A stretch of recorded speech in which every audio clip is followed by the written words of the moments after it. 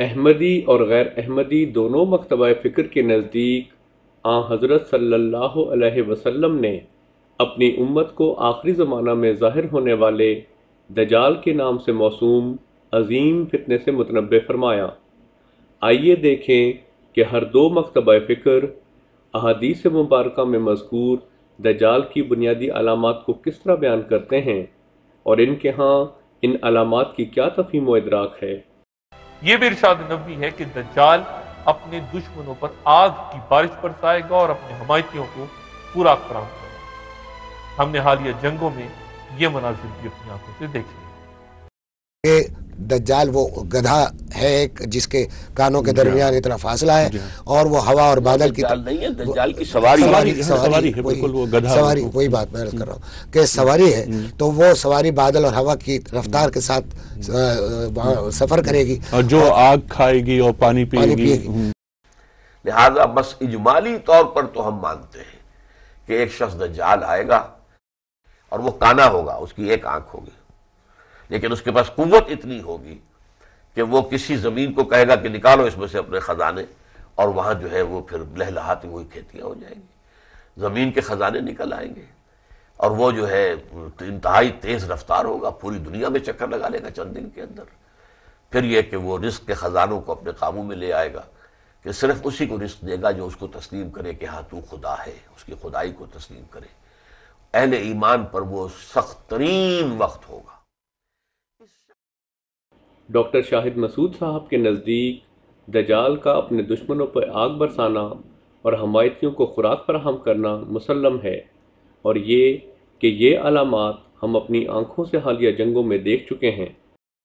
مولانا محمد ولی رازی صاحب کے نزدیک دجال ایسی تیز رفتار سواری کا موجد ہے جو آگ کھائے گی، یعنی فائر پاور سے چلے گی۔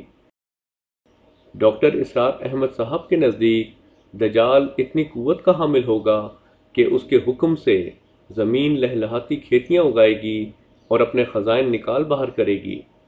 یہاں یہ بات ملحوظ خاطر رہے کہ جسمانی قوت و طاقت کے ذریعے زمین کو غیر معمولی پیداوار و معدنیات نکالنے پہ مجبور کرنا ایک غیر معقول بات ہے۔ ہاں، سائنس اور ٹیکنالوجی کی قوت اور طاقت سے یہ کام ممکن ہے، جیسا کہ آج ہم سب مشاہدہ بھی کر رہے ہیں۔ نیز ڈاکٹر اسرار احمد صاحب کے نزدیک دجال وہ ہے جو رزق کے خزانوں یعنی دنیا کی معیشت پر قابض ہو جائے گا۔ آئیے اب ہم دیکھیں کہ آن حضرت صلی اللہ علیہ وسلم کی 1400 سال قبل فرمائی گئیں دجال کے بارے میں ان عظیم الشان، واضح اور غیر مبہم علامات کی روشنی میں عہد حاضر کے ایک جید غیر احمدی عالم دین ڈاکٹر اسرار احمد صاحب کا فہم و ادراک امت کی کیا رہنمائی کرتا ہے۔ اس شخص دجال کے بارے میں ابھی میں پورے طور پر اپنا ذہن کو واضح نہیں کر سکا ہوں کہ اس کی کیا شکل ہوگی اور کب وہ ظاہر ہوگا۔ انسان ہوگا وہ اب یہ بھی انسانی شکل میں تو ہوگا، ہو سکتا ہے کوئی جن ہو سکتا ہے کوئی اور اس طرح کی دوسری کوئی مخلوق ہو، لیکن آئے گا انسانی شکل میں۔ یہ تو تھا غیر احمدی علماء کا علم و فہم اور ادراک۔ اب دیکھیے جماعت احمدیہ آن حضرت صلی اللہ علیہ وسلم کی دجال کے متعلق ان پیشگوئیوں کے بارے میں ہماری کیا رہنمائی کرتی ہے۔ السلام علیکم۔ وعلیکم السلام ورحمۃ اللہ۔ میرا نام مشتاق احمد ہے، میں فارسٹ گیٹ سے تعلق رکھتا ہوں، ایسٹ لندن سے۔ آپ کی مجلس میں آنے کا پہلی دفعہ شرف حاصل ہوا ہے۔ میرا کویسچن یہ ہے کہ عام طور پہ یہ خیال کیا جاتا ہے کہ جب حضرت مسیح موعود علیہ السلام جو آئیں گے اس وقت دجال بھی آئے گا۔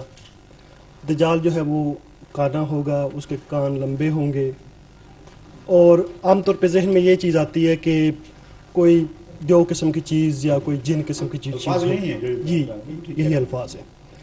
آپ ایک چیز تو آپ یہ ایکسپلین کر دیں ہے کہاں وہ دجال؟ ہاں جی، وہ دجال کہاں ہے، اس کے ساتھ کیا ہونا تھا، کیا ہوا؟ اور وہ گدھا بھی آپ نے پوچھا، اس کی طرف میں آ رہا تھا۔ اچھا آ جائیں گے، اس کے وقت تھوڑا رہے، جلدی آ جائیں بھائی۔ تو اس کا جو گدھا ہے وہ بہت ہی بڑا ہوگا۔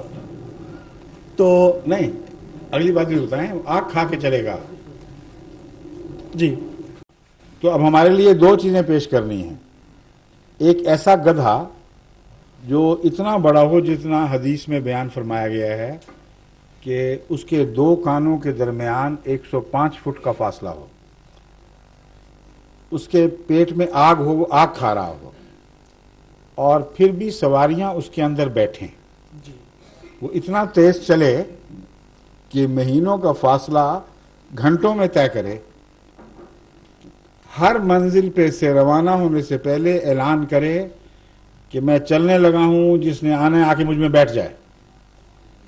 وہ خشکی پر ہی نہ چلے، سمندر میں بھی چلے، اور سمندر میں چلے تو اتنا بڑا ہو جائے وہی گدھا کہ اس کے اوپر دجال گندم کے یا دوسرے رزق کے پہاڑ بھیجے ان قوموں کی طرف جو اس کی سرداری تسلیم کرتے ہیں، اور غیر بھوکے مر جائیں اس کو پرواہ نہ ہو، وہ جہاز بھی بن جائے یا نہیں، سمندری جہاز، اور وہی گدھا ہوائی جہاز بھی بن جائے، فرمایا اس کی چھلانگ اتنی ہوگی کہ ایک پاؤں مشرق میں تو دوسرا مغرب میں جا کے ٹکے گا، اور سواریاں اس کے پہلو سے اس کے اندر بیٹھیں گی، اندر جائیں گی تو سیٹیں آرام دہ جگہ اور بجلی کے خمخ میں روشن ہوں گے۔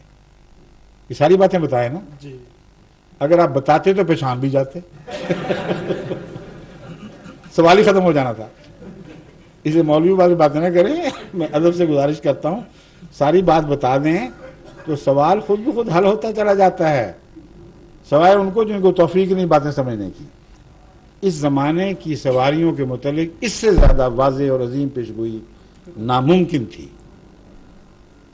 اتنی واضح پیشگوئی، ریل گاڑی کی پیشگوئی آ گئی، کاروں کی پیشگوئی آ گئی، ہوائی جہازوں کی پیشگوئی آ گئی، اگر کاروں کی نہیں تو ہوائی جہاز کے کان تو باہر بڑے بڑے 105 فٹ کے فاصلے تک تو ہوتے ہیں، آگ کھاتے ہیں، پھر بھی آگ الگ رہتی ہے، لیکن مسافر بیچ میں آرام سے سفر کرتے ہیں۔ جانے سے پہلے گھنٹیاں بجتی ہیں، جھنڈیاں ہلائی جاتی ہیں، اعلان ہوتے ہیں گاڑی چلنے کے لیے ہے، آؤ بیٹھو، بند ہونے لگی۔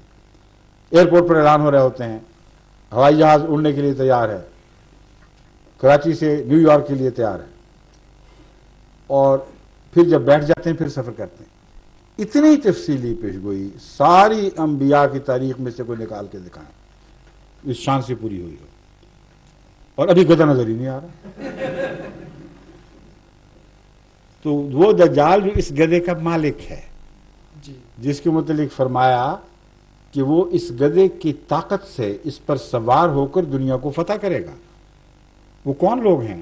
ہم نے تو نہیں یاد کی اس بارے میں، مغربی قومیں، وہ ساری مغربی قومیں وہ ہیں جو عیسائی بھی ہیں۔ تو آئندہ زمانے میں وہ عیسائی طاقتیں جنہوں نے دنیا پر عروج حاصل کرنا تھا، دنیا پر ایک عظیم غلبہ حاصل کرنا تھا، اور ان کے غلبے کا راز تیز رفتار سواریوں نے بننا تھا۔ ان تیز رفتار سواریوں کا امتیازی نقطہ پہچان یہ ہے کہ وہ سب فائر پاور پر چلنے والی سواریاں ہونی تھیں، فوڈر پاور پر نہیں۔ یہ پیشگوئی پوری ہوئی ہے کہ نہیں؟ جی ہو گئی۔ تو پھر بات ختم۔